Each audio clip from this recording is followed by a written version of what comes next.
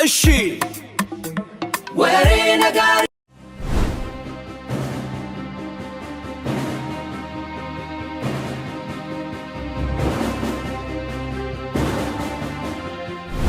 የቀድሞ ጠቅላይ ሚኒስቴር መለስ ዜናዊ ለመጨረሻ ጊዜ በአደባባይ የታዩት በሜክሲኮ በተካሄደው የጂ20 ስብሰባ ላይ ነበር።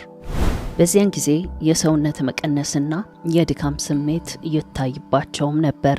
ይፋዊው ምክንያት ስራ በዝቶባቸው ነው የሚል ነበር።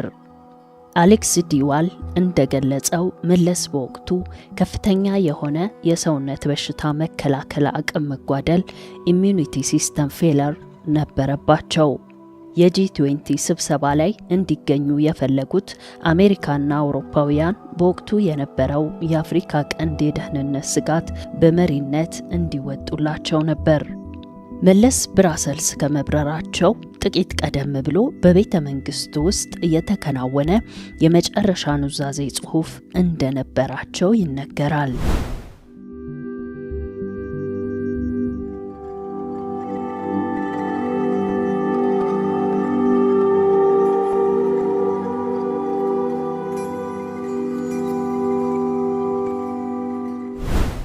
ነገር ግን ኑዛዜው ለቤተሰባቸው ሳይሆን ለፓርቲው ከፍተኛ አመራሮች እንዴት መቀጠል እንዳለባቸው የሚያዝ ነበር።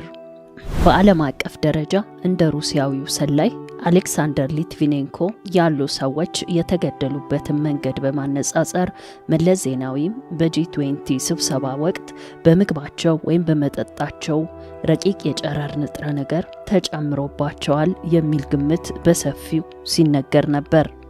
ምክንያቱ ደግሞ የጨረር መመረዝ ምልክቶች የሰውነት መክሳት፣ የቆዳ ቀለም መቀየር፣ የውስጥ አካላት ድንገተኛ መጓደል በሜክሲኮ ቆይታቸው ወቅት በግልጽ መታየታቸው ነበር። በሜክሲኮ ፎቶግራፎች ላይ የታዩት መለስ ዜናዊ ከጥቂት ሳምንታት በፊት ከነበራቸው ገጽታ እጅግ የራቁ፣ አይኖቻቸው የሰመጡና የጠቆሩ ሆነው ታይተዋል። በጂ20 ጉባኤ ላይ ከፍተኛ ጥበቃ ቢኖርም በወቅቱ መለስ ዜናዊ ከጥበቃ ሰራተኞቻቸው ውጪ የሆነ የሻይ ወይም የቡና ግብዣ እንደነበራቸው፣ ከዚያ በኋላ ህመሙ እንደጸናባቸው የሚገልጹ የውስጥ አዋቂ መረጃዎች አሉ። በተለይም ከምዕራባውያን የደህንነት ተቋማት ጋር የነበራቸው ግንኙነት መሻከር ለዚህ ጥርጣሬ እንደ መነሻ ይጠቀሳል።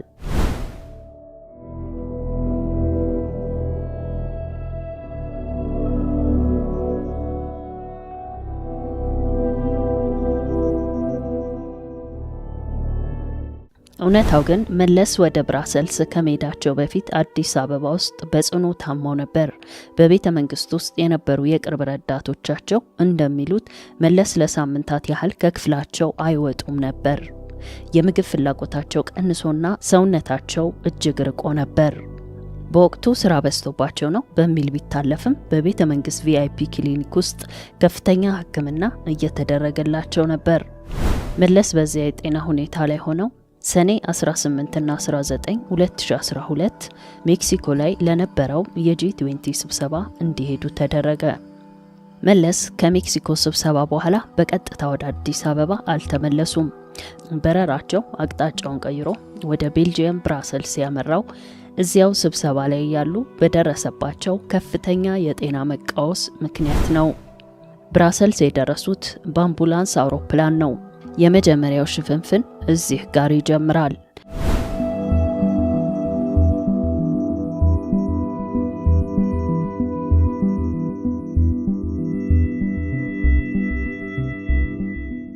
መለስ ብራሰልስ የገቡት እንደ አንድ መደበኛ መሪ ሳይሆን በከፍተኛ ጥበቃና በሚስጥራዊ አምቡላንስ ጀት ነበር።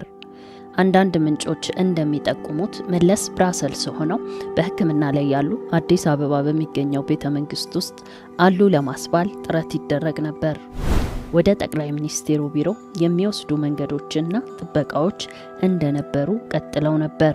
በቤተ መንግስት ውስጥ ለጠቅላይ ሚኒስቴር የሚሆን ምግብ እንደወትሮ ይዘጋጅ እንደነበርና ይህም መረጃው እንዳይወጣ ለማድረግ የተደረገ ስልት እንደነበር የቤልጂየም የሕክምና መጽሔቶችና የደህንነት ትንታኔዎች እንደሚጠቁሙት መለስን ወደ አዲስ አበባ ወይም ወደ አሜሪካ ሳይሆን ወደ ቤልጂየም የወሰዱበት አንዱ ምክንያት እዚህ ጋር ሳይደበቅ አይቀርም።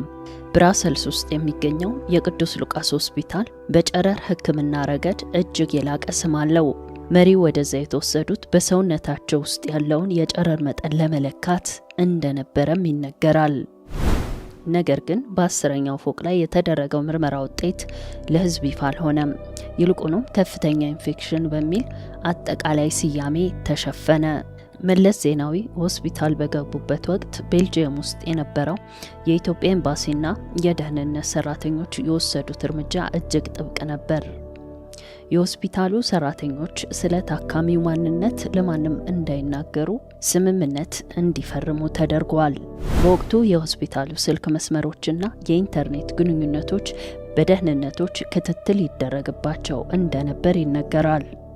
የሆስፒታሉ 10ኛ ፎቅ ሙሉ በሙሉ በኢትዮጵያ የደህንነት አባላት ተይዞ ነበር። የቤልጅየም መንግስት ፖሊሶች እንኳን ወደ ክፍሉ እንዳይገቡ ተከልክለውም ነበር። ወይዘሮ አዜብ መስፍን ከመጀመሪያው ቀን ጀምሮ አብረዋቸው ብራሰልስ ነበሩ። ከሆስፒታሉ 10ኛ ፎቅ ሳይወጡ ለሳምንታት አብረው የቆዩት እሳቸው ናቸው። መረጃው እንዳይወጣ በር ዘጊ የነበሩትም እሳቸው ነበሩ። አቶ በረከት ስምዖን በአካል ብራሰልስ አልነበረም። እሱ አዲስ አበባ ሆኖ የኮሚኒኬሽን መስመሩን ይቆጣጠር ነበር። በብራሰልስና በአዲስ አበባ መካከል ያለውን የሳተላይት ሚስጥር የሚያቀባብሉትም አቶ በረከትና ወይዘሮ አዜብ ነበሩ።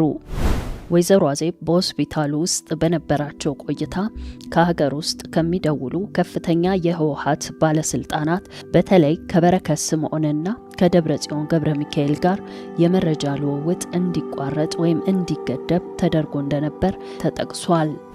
የመጨረሻው ኑዛዜና የስልጣን ክፍፍል ሰነድ የተፈረመው ብራሰልስ ውስጥ መሆኑን ምንጮች ይጠቁማሉ።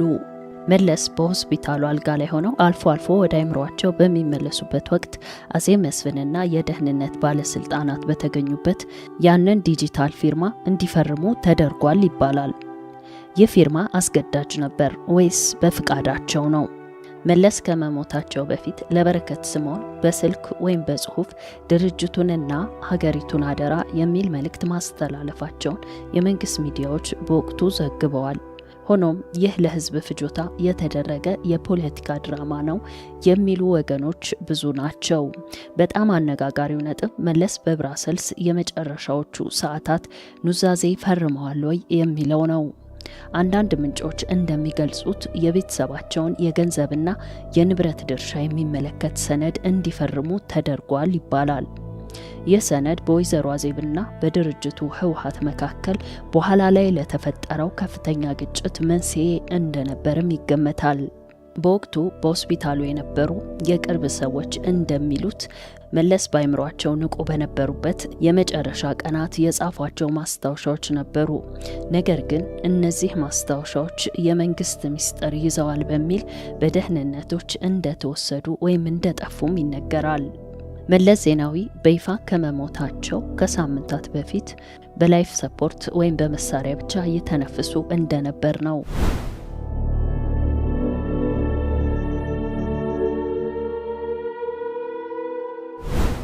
በአቶ መለስና በኃይለ ማርያም ደሳለኝ መካከል ያለውን ሽግግር ለማረጋገጥና በህወሓት ውስጥ ሊነሳ የሚችለውን ሽኩቻ ለመቀነስ ጊዜ መግዛት አስፈልጎ ነበር። በብራሰልስ ሆስፒታል ውስጥ የነበሩ ምስክሮች እንደሚሉት ነሐሴ 13 ቀን የተነገረው ዜና የመሳሪያው ግንኙነት የተቋረጠበት እንጂ ትክክለኛው የሞት ሰዓት አይደለም ይባላል። ከብራሰልስ ቆይታ ጋር ተያይዞ በወቅቱ በሆስፒታሉ የነበሩ አንዳንድ ዝቅተኛ ኤምባሲ ሰራተኞችና የደህንነት አባላት ወደ ሀገር ቤት ከተመለሱ በኋላ ደብዛቸው እንዲጠፋ ወይም ከስራ እንዲታገዱ ተደርጓል የሚሉ ምንጮች አሉ።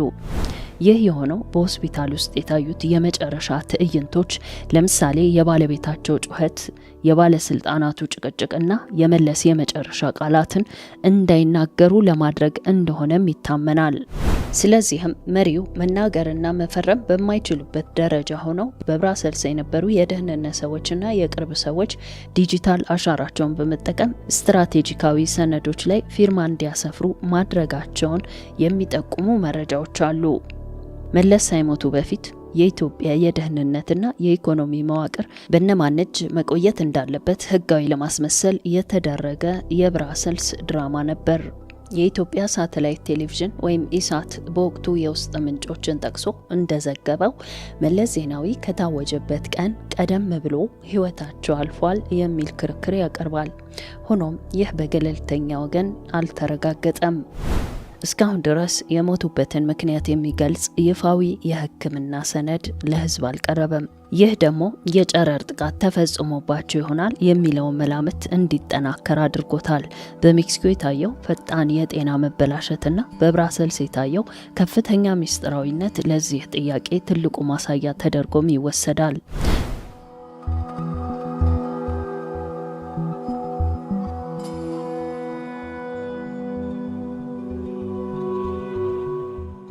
ይህን ዘገባ ለማዘጋጀት ቤልጂየም ሚዲያ አርቺቭስ ስለ ሆስፒታሉ ጥበቃ የዘገቡትን።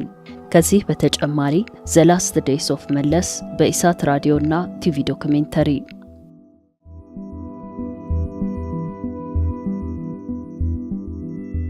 እሺ ወሬ ነጋሪ የሰዓቱ አዲስ ዜና ድምጽ እንሆናለን ለህዝብ እምነትን ታገኛለህ ከኛ ወሬ ነጋሪ የጊዜው አብሳሪ